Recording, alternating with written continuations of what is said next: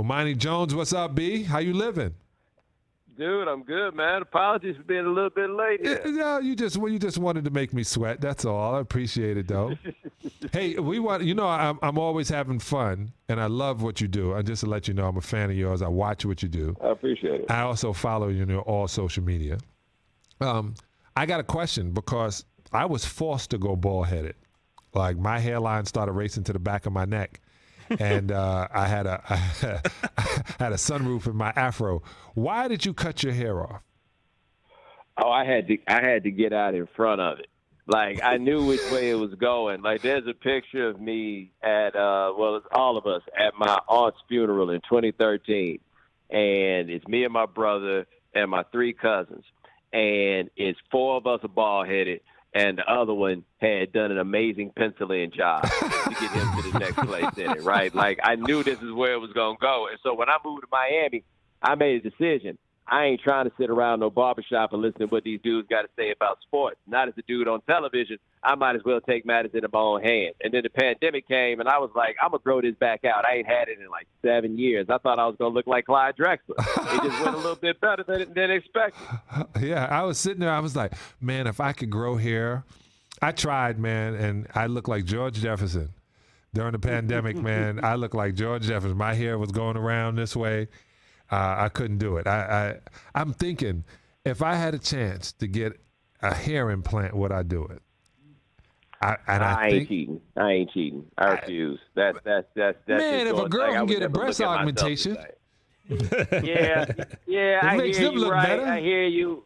I could never look at myself the same again if I took that route because everybody would know I was lying. Like, I feel like you got to do that mad early. Like, LeBron seems to have tried to get out in front of it, but he didn't. Like, I don't know if he tried to save money on it, but, you know. All right, everybody, on the phone, we got Bomani Jones, HBO Game Theory, and ESPN's Right Time with Bomani Jones. Hey, so this is the question. I see you on CNN, ESPN, HBO. How many checks do you get? Well, HBO is the CNN one.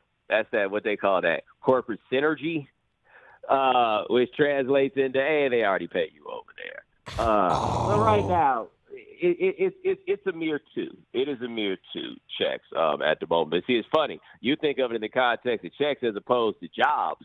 I look at it as I got 2 jobs. Most people don't want to have 2 jobs. No. There's a guy, Dick Gregory said, anybody with 2 jobs is broke. He said, you got greedy. Yeah, There's you can't. only 2 ways it could be, and I guess I'm greedy. All right, so I watch you, and you get into some really serious things. Do you ever have to have a conversation with the people at HBO, or they just let you Dave Chappelle and go do what you do?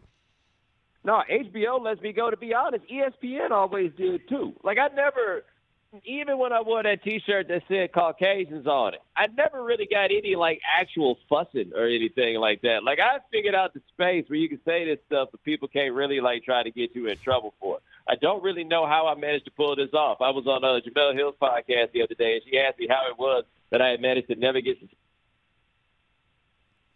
so I could teach her my ways. And I was like, I honestly have no idea. Well, if you wore a Black Lives Matter T-shirt, it's the same thing. Yes. Good dog. Caucasian T-shirt was fun, though, because there was people trying to figure out if they should be mad, but knowing they didn't have a reason, they just couldn't figure out what to say to me. And they were, most people were like, that's how you spell it? I just didn't know that somehow Caucasians was supposed to be an offensive term. Like, I'm mad confused. Like, if white people don't want to be called Caucasians, I'm like, buddy, I don't think you've seen the rest of the list. Oh, let me tell you. when I was on Fox, you know, somebody would say something, and I said, "Negro, please," and they called me upstairs. They said, "Hey, you can't say that." I said, "I can't say Negro." He said, "Well, you know, we know what you're really saying." I said, "I'm saying Negro." And George is like, let me tell you, if I know what you're really saying with work, man, a whole lot of people be out of, like, if that was the standard, a whole lot of people be out of work, because I know a whole lot of people really say it all the time. Yeah, I saw it on the Jeffersons way back in the 70s. You can let me say it. All right, last night was the NBA All-Star game. Last night was the NBA All-Star game. What did you think, and do you still find it entertaining? find the All-Star game to be entertaining, and I think the way they've changed the formats to, like, make the endings entertaining works. Because the truth is, everybody's like, I wish they would play defense. No, you don't. I said that. Not like super duper for real defense, right? Like, you do want some resistance, certainly.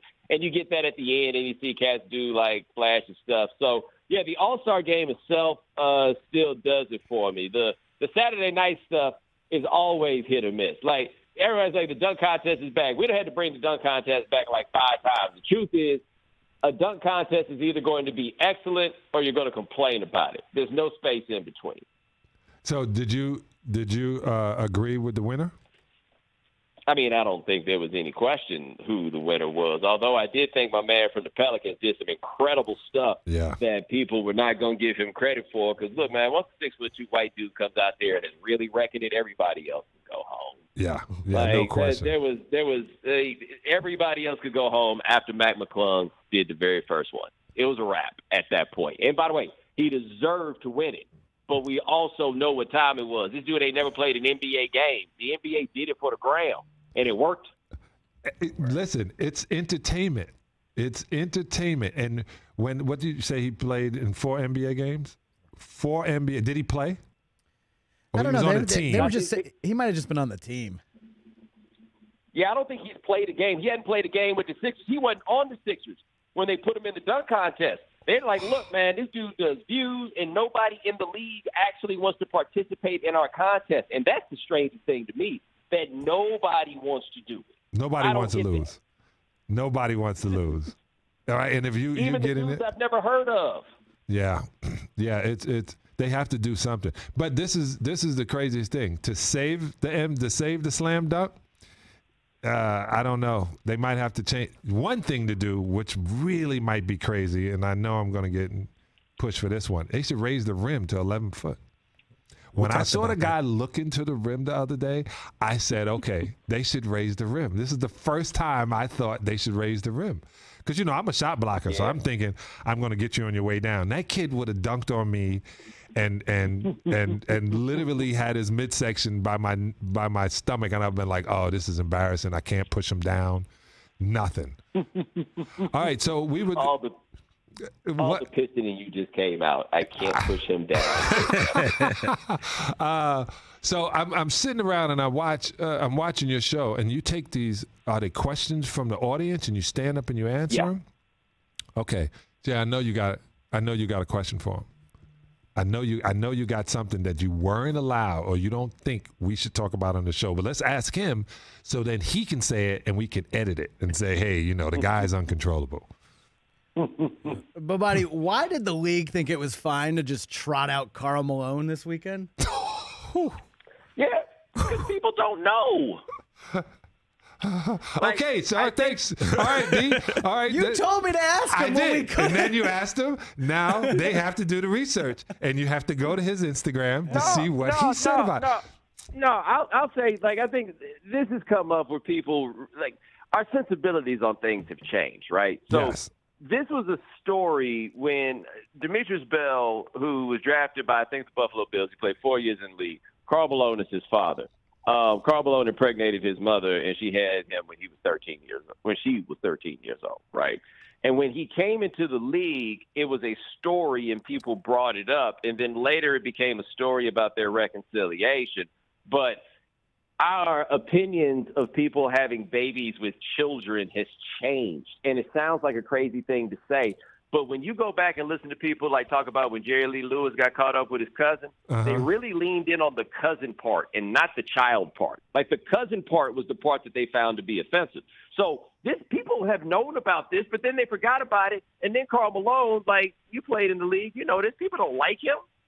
No. And so it's not like he'd be hanging around. He just go back to the country, and then he's going to disappear again, and we're not going to think about it again because we're never going to see him. And so the NBA was like, don't nobody really know about this.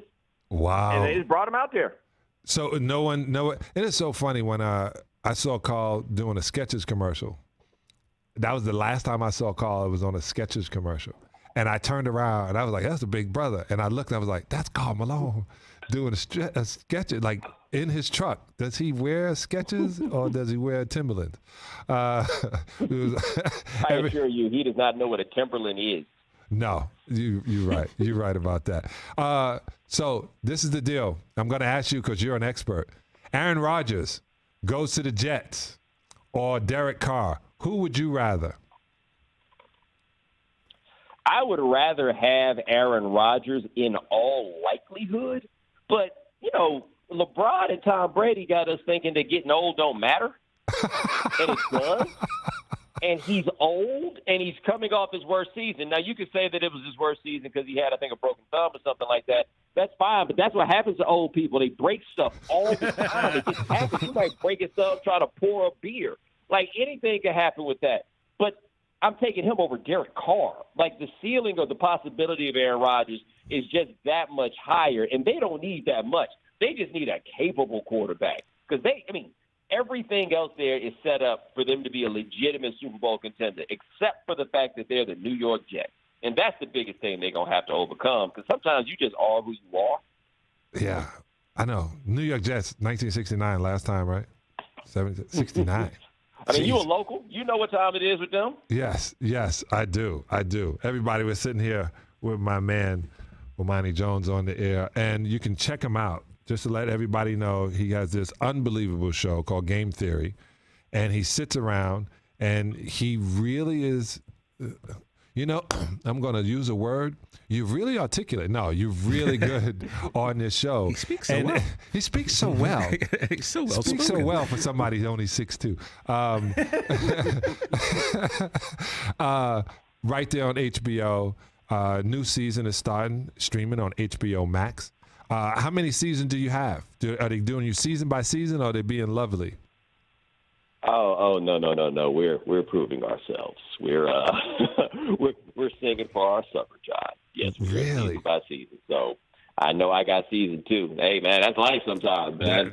They don't know it to me. Don't get me wrong, but if they told me tomorrow it was season 3, it would feel good. It would feel good. So I was on LA's Finest with Gabrielle Union and Jessica Alba, and season 1, and they were like, hey, we might get a season 2. We got a season 2. I was like, oh, this is great. And it still didn't make me a cast member. So during the pandemic, I didn't get any checks except for Sneakerella. But and it's a trip. We were talking about when playing in the NBA, playing pro sports. When you finish is when your life starts and when your career starts. Whatever you do after you finish playing pro sports, that's your career. The other stuff, I can't even imagine jumping and dunking, shooting three-point. I think it's even funny to watch me shoot a three-pointer and watching all these big guys shoot three-pointers. Man, if I was allowed, I would have played at least till I was 45 years old. I would have. Oh, yeah. You could have made that move outside. One of my favorite things in the NBA is the day a dude decides, hey, man, I ain't doing that stuff no more. Like Chris Bosh got hurt in the playoffs one year and came back a completely different player. Mm-hmm. He missed like a month and a half and came back in the corner, never to see the post again. He's like, I ain't doing this no more. No, there's no, especially when they just want points. And I was explaining, if it's just about putting the ball up as many times as possible, that's what you need to do. I think that part of it, the fun part of it. And then another thing, they take the fun out of it when you're a professional athlete. I said this before. I'll say it all the time. When we would win games, coach, all right, calm down, simmer down. There's a lot of things we need to work on. We got the win, and we got to get ready for our next game, the next game. That's what they would do. And then they brush it off. You got 10 minutes to talk about the game. Then they talk about the next. But let you lose, man, that coach is talking about everything you did wrong the next day on sports radio. They won't let your kids in school, all kind of things there on top of you. Yeah. I just thought about it, and I hadn't thought about it until you said there. There is no regular season win that is like cause for celebration. You just look like a sucker. Yes. Right? like you win one of those 82. But them losses, whoo. Them losses. And they would say to me, why you play like this in the playoffs? Because that's where it matters most. What's the schedule? What's on the agenda? Top news in the NBA for the next going into the second half of the season. I mean, I think Phoenix has got to be question number one. Like, what are they going to look like? Because, look, they got Kevin Durant on one side, Devin Booker on the other. Good luck to you guarding them. But Chris Paul's health is always an issue as you go farther, and I don't know who as a collective they're going to guard. Like, that's the issue that I think we have with them. But that's the question. That's storyline one. And two, I like the kind of old schoolness of the East in the sense that we got two teams that we all think are going to get to the Eastern Conference Finals, and we just going to watch what happens until then and just get really anxious and anticipate getting Bucks Celtics. That's the one I'm waiting on. Okay, so you're thinking who's winning the championship, put you on the spot right now, and then we got to let you go? I am going with Milwaukee. I'm going with the team with the best player. Wow. With a hurt wrist. Winner, chicken dinner. Here we go. He's going with the Greek freak. Everybody, please, thank you, Bomani, for coming on the air with us. Bomani Jones with his big-time show on HBO, Game Theory. Make sure you tune in. He's streaming on HBO Max. He's big time. Thank you very much, Bomani. Thank you, man. Y'all have a good one. All right, peace. Catch the Rich Eisen Show every single day on the Roku channel, 12 to 3 Eastern, for free.